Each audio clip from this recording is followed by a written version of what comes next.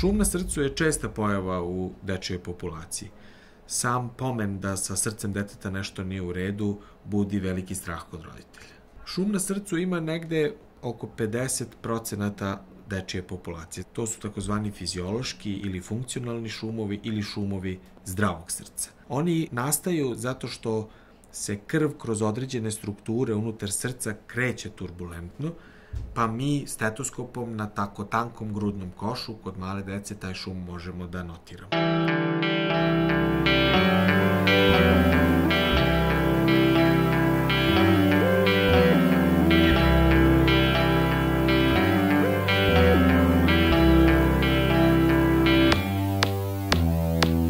Već pedijatar može da dijagnostikuje šum zdravog srca, odnosno da odredi da li šum koji se čuje zahteva dodatne preglede ili ne.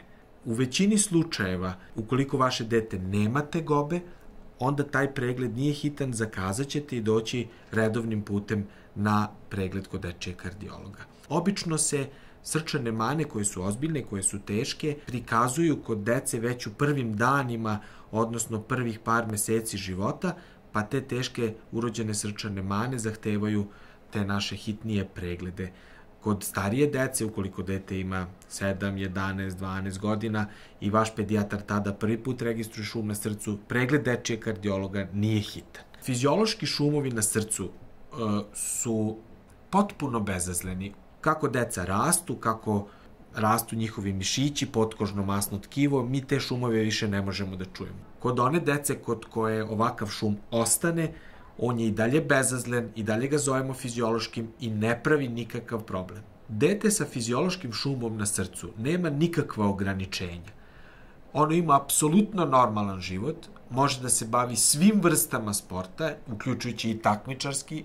To dete ide na redovne pedijatrijske, zakonom predviđene kontrole i šum se dalje prati kod pedijatra. Kod neke dece koja imaju šum na srcu, i to konstatuje pedijatar u nekom kasnijem uzrastu, posle 2. godine, 6, 7, 8 godina, to može biti znak bolesti. Ako pedijatar proceni da taj šum ima osobine organskog šuma, on će vaše dete poslati dečijem kardiologu. Svakako, njegov savet da dete treba da pregleda dečiji kardiolog ne treba zanemariti, već treba pregled zakazati i dete dovesti kardiologu na njegovu preporuku.